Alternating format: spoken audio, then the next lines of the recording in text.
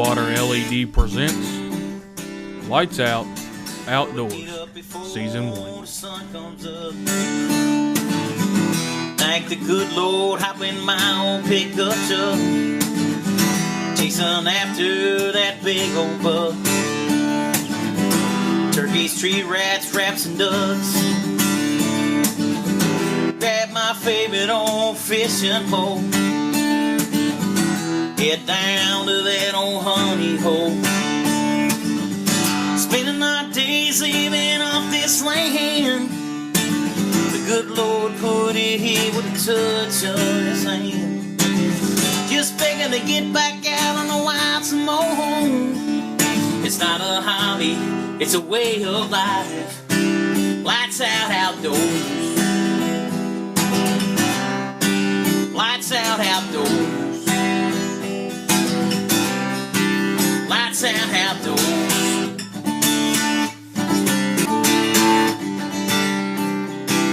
Lights out outdoors.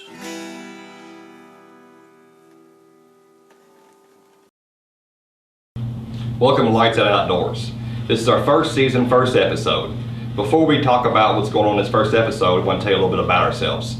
We are a bunch of blue-collar guys doing the same thing you're doing. We work every day for a living, have a good time on the weekends, love God, love our children, love our family, and what you see here is going to be a little different than what you're normally seeing. Most of our hunts, well, I'd say at least 70% of our hunts are self-filmed. We're trying to get the, the harvest of the animal, recovery of the animal, and also some great footage so you can relate and be entertained for the show. And I'm telling you right now, if you wonder or if you've ever thought about filming and capturing something in the woods, I mean, just finding the animal, period, can be a good challenge. Everything we do here, we're just a group of guys, local business guys, no big names, just guys that love the outdoors and are very passionate about this hunting community and raising our children up in this hunting community. When we got started on this, group of guys got together and they invited me to join them. I didn't know what to expect, but after getting with all these guys and talking about what we do and the passions we have and the love we have, and everybody's got the same interest, it only made sense to put us all together as one big family. And these guys are like my family. I can call any one of them at any time and they'll help me do anything I need.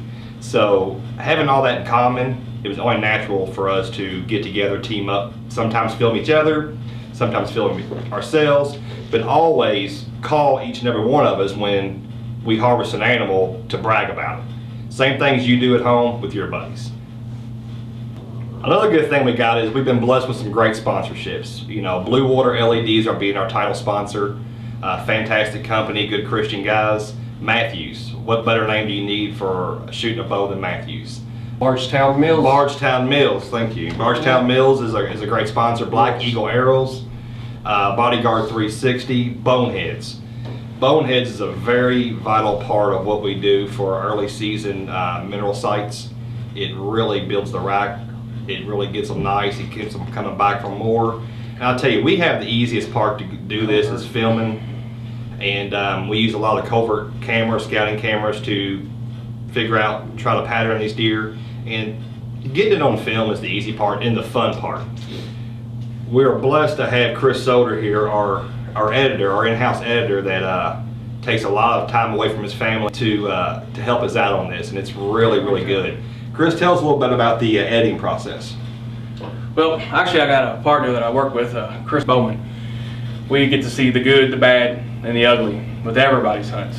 You might get to see 20 minutes on the show of a hunt. Well, we got to see 6 hours of the hunt. We get to see the misses. We get to see the I don't miss. Pouring down rain.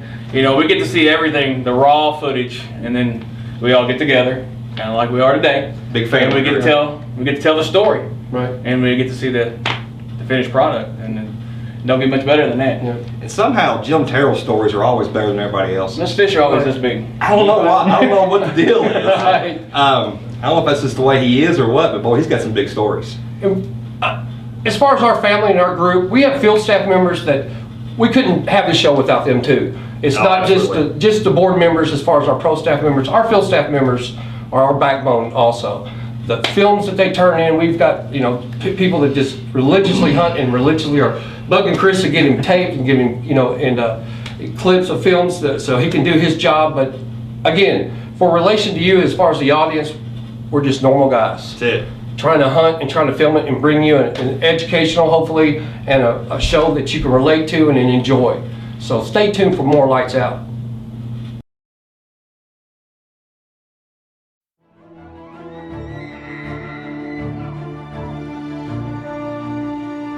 Before experiencing it, you won't know dependability. Unless you've drawn it, you haven't felt smooth. Until you shoot it, you've yet to be this accurate. The Matthews Creed. Rethink your possibilities. Welcome to Lights Out Outdoors. I'm Pro Staffer David Dohn. I'm here with my wife, Thrissy Dohn. And later on in the season, we're going to get to see you shoot your first time after 3 years of hard hunting. Yes, we are, and I'm very excited about that. But before we get to that, let's check out your hunt where you took that bad buck with your bow. Stay tuned.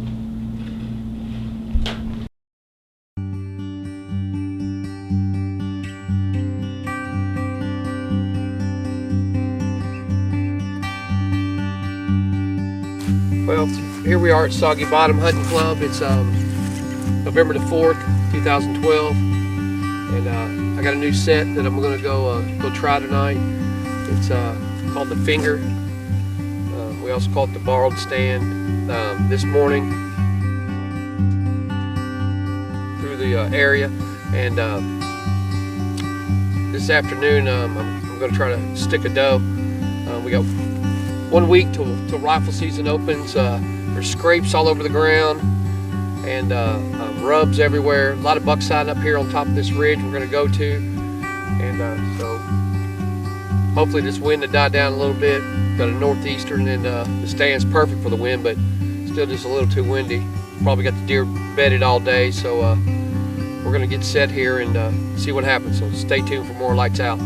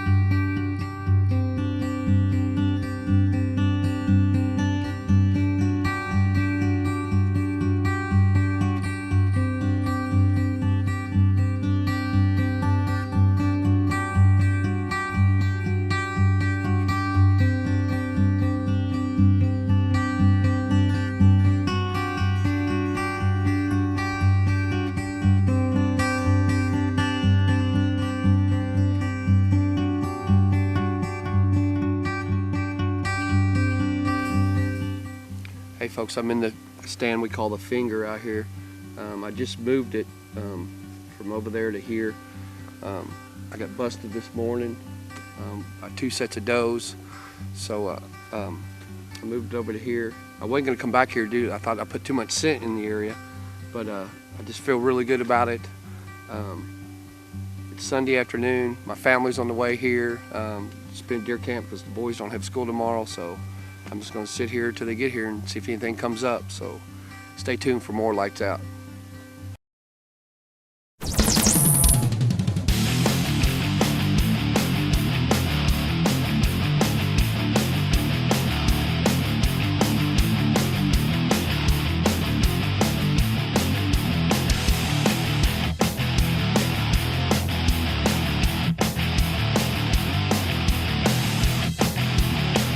Blue Water LED, high-performance lighting systems that will stand up to anything in the extreme outdoors.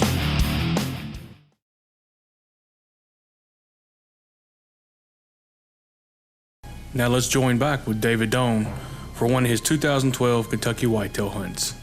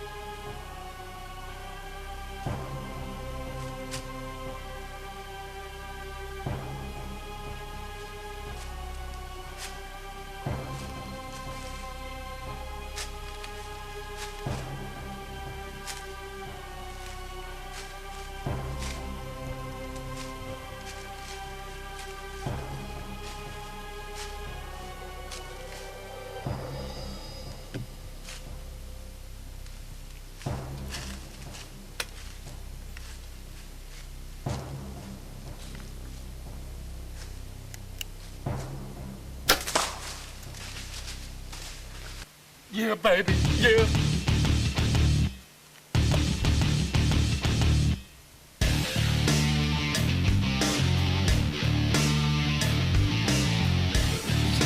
He's down, he's down. I don't know if I got the shot or not. But he's down right there. He's down.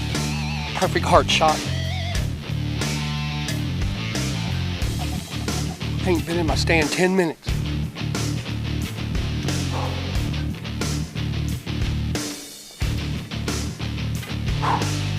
Oh my God. I know he's not the biggest buck,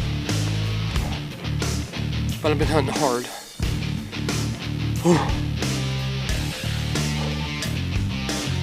Oh my gosh. I hope I got it on film there. I tried to turn an angle and I hope I did. Oh my goodness. Oh, thank the Lord. Lights out, baby. Oh, I hope I got it on video. I mean, he was right here at 6 yards. I had the exact same thing happen with a 11 pointer 4 days into the season, and a week before rifle season. Now I'm concentrating on getting meat for my family, shoot some does, do some videoing for some other guys with lights out. I didn't have time to turn my camera on. He caught me off guard. Like I said, I ain't been here 10 minutes. Haven't been here 10 minutes, folks. Oh my God. That's the way, we like it. Didn't sound like he went 50 yards. Hey, that's why I shoot a Matthews. Woo. Man, smoke. Got tons of pictures of that buck. He looked better in person, I have to admit. I don't think there's going to be any ground shrinkage.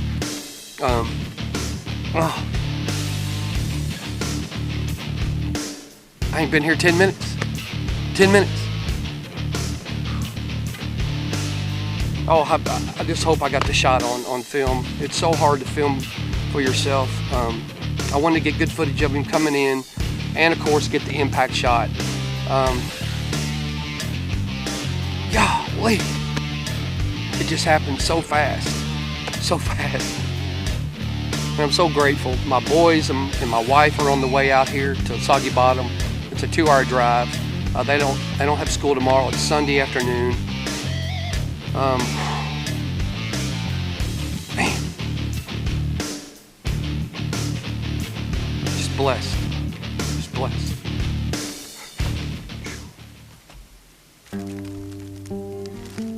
All the way to the Illuminati. Oh yes, sir. Yes, sir.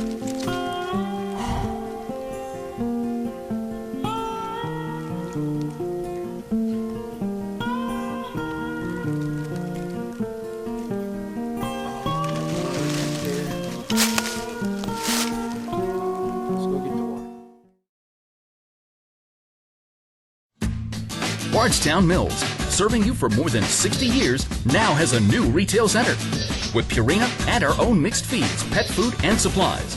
Apparel from great brands, including Under Armour, Carhartt, Wrangler, Columbia, Durango, and Muck Boots. A lawn and garden department with a complete line of commercial mowers and an archery range with Hoyt bows to hone your shooting skills. Remember, if it's farm, pet, or outdoors, you'll find it at Bardstown Mills.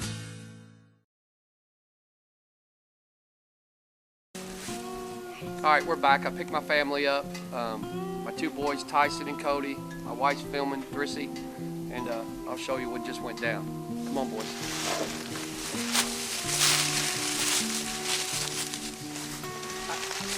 I actually believe this buck was coming to this mock scrape I made earlier this morning.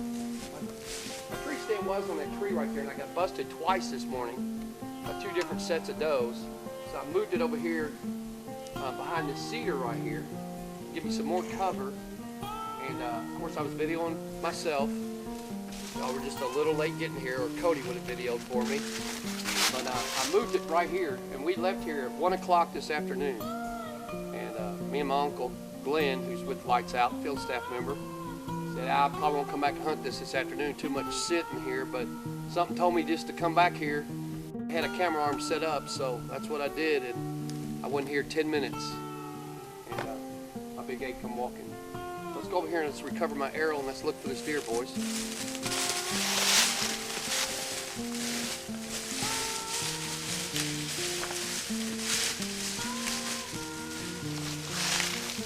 Just moseying right through here, and there's my arrow right there. All the way through the hill. See the blood on the leaves right here and everything? That's what we like to see right there. Complete pass-through. See, all that's blood on there. Going through the deer right there. Mm-hmm. He went down this way, so let's see if we can follow a blood trail. So that's probably dry blood. Yep. Let's see if we can follow the blood trail. See how good you guys are. See the blood gets off the track.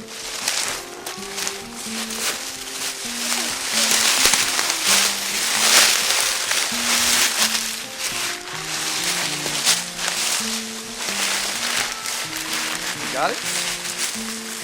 Oh, what? What is it? You got a blood trail, Cody? Let's follow it. Don't walk too fast. You want to make sure you see blood in front of you, okay? Make sure you see the trail in front of you. I see him, boys. We ain't even got to track him. Come on.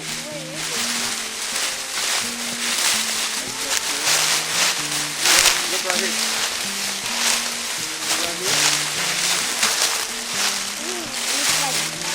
Hey. Follow the blood trail.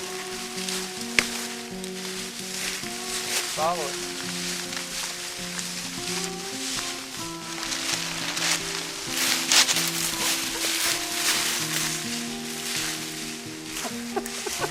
I still don't see it.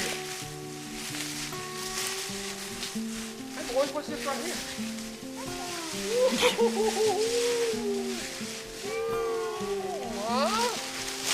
What's that right there? Are we gonna mount it? Yes, sir. We're gonna mount it. If I shoot it, I mount it, right? That's a big deer right there, isn't it? Looks pretty heavy. Huh? Looks pretty heavy. Does, doesn't it? Hey, good job tracking him, guys. Let me see the arrow. Ooh, he's in rut too. You smell him? He's rutting. Give me 5, Tyson. Good job. Thank you for helping me find my deer. That's rutting. Hmm? That's rutting. What's rutting? It means when they're trying to get with the girls. So he gets all stinky. So he would come and kiss us. No, he come down the hill the way y'all tracked him. But human girls Yep.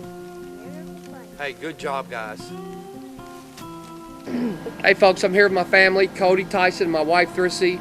I recovered my 8-pointer. As you can see, it's the first buck we've taken off Soggy Bottom here, our hunting club. And I'm proud to have him, and I'm blessed to have my family here during this. Like I said, I shot him 10 minutes before they got here. They helped me recover him, and I'm just extremely happy. So stay tuned for more Lights Out. Lights out!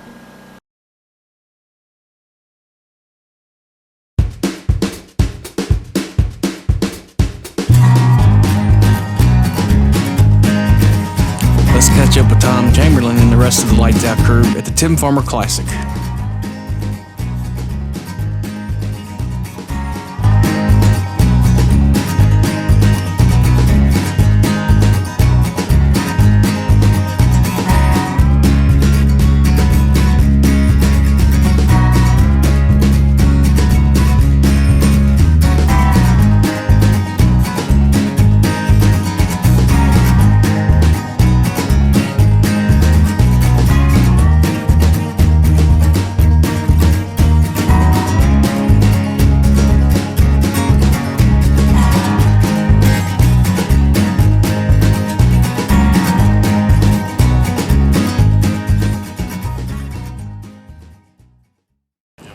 Welcome, Lights Out Outdoors. I'm Tom.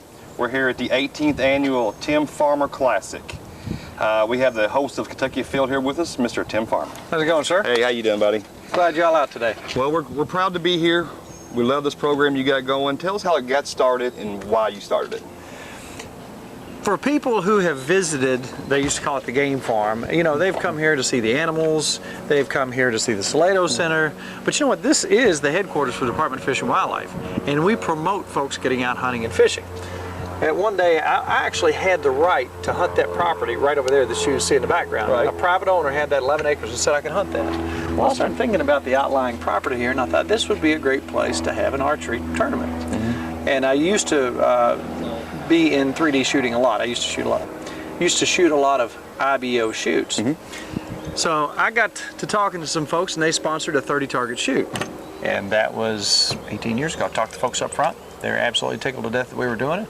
And it's been a tradition, and we're enjoying it. And we get a lot of folks out from all over the state, sometimes out of state, to come down to shoot. Now, how has the attendance grown over the years? You know, it's been a very, you know, archery shoots over the years, you've seen some of them kind of decline, and some clubs have 70 or so shooters. You know, that's a pretty good shoot. This one has remained steady. Now, I have seen things change over the years as far as equipment.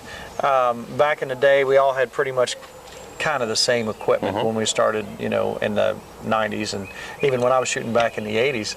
But I'm seeing a lot more traditional folks out there now. We have different classes now. We have a hunter class for those who aren't necessarily, you know, haven't got all the bells and whistles on their bow, but want to practice for their hunting, which I think is great for. Absolutely. Judging yardages, looking through the woods and figuring out, you know, a lot of times if your ground changes, your shot changes. You know, your mind plays tricks with you. It's a great test for keeping, you know, keeping in there for the archery season upcoming in the fall. Well, we sure are proud to be here now. You're best known for being the host of Kentucky Afield.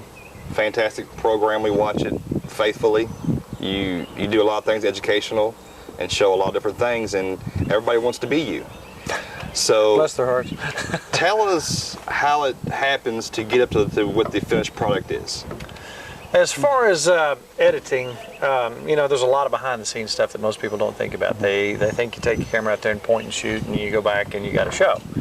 Well, in a quality production that is suitable for broadcast quality, you have to have folks who are very much experienced in this, and all our guys have got much experience in that. And we've been fortunate with this crew in the last 6 years, 7 years, 8 years, to win 6 Emmys. Wow. So that tells you what kind of crew I'm working with, and they work hard. We try not to, we try to be very careful with the sportsman's dollars. We don't spend a whole lot of money on the road. We actually take money in through some of the things that we sell. We sell videos and things like that. We actually bring money back into the department. So we're very careful. We don't spend the night. We don't go to seminars. We do our thing. We get back here. We got all these guys have young kids for the most part, and we want to sleep in our own beds. And so we try to, if it means getting up at 2 o'clock in the morning, getting back at 11 o'clock at night, that's what we have to do, and we save a little bit of money by not spending the night. So it's not all the glory that we see on TV. It's the fact that you're out traveling the state, hunting and fishing. It's just, you know, that's all you do. There's a lot more behind the scenes, and you're only as good as the people behind the scenes. That's exactly right. And you gotta, you know, you gotta think about the conditions. As you know, you're limited by what your cameras can take. If it's pouring the rain, you can't. There's some things you can't do, and sometimes you get rained out. Sometimes the weather affects things. Sometimes the fish just won't bite. But the thing that we do have in Kentucky... Are you sure? Because I've seen every episode of yours, and it seems like the fish are always biting. Well, I tell you what, that's where we thank the resource, the Department of Fish and Wildlife, and their fisheries people, their wildlife. Everything here is managed so well. You look at us. You look at Kentucky right now. Everybody wants to come to Kentucky. Ohio's coming to Kentucky, Indiana, Illinois. Everybody's coming to Kentucky. We've got the best waters. Think about the lakes we have in Kentucky. Think about the resources we have. We have more creeks, lakes, rivers. We got it going on. And I have many resources that I've developed over the last, I've been at Fish and Wildlife almost 25 years. I can reach out to a vast source of resources out there and say, hey buddy, what's going on right now at Meldal? What's going on right now in Western Kentucky? What's going on in Cumberland? And they'll pretty much tell me. And I have a lot of guide friends and folks who are out there, so I can go down there in a timely fashion and say, okay, here's what we did today. We put the program on the next week, and we tell the public, hey, here's what you can do right now in Kentucky. We try to remain timely. So we go out on a rotational basis. We got 3 guys. I'll go out with one guy. He'll come back, start editing. Next guy will go out, so on and so forth.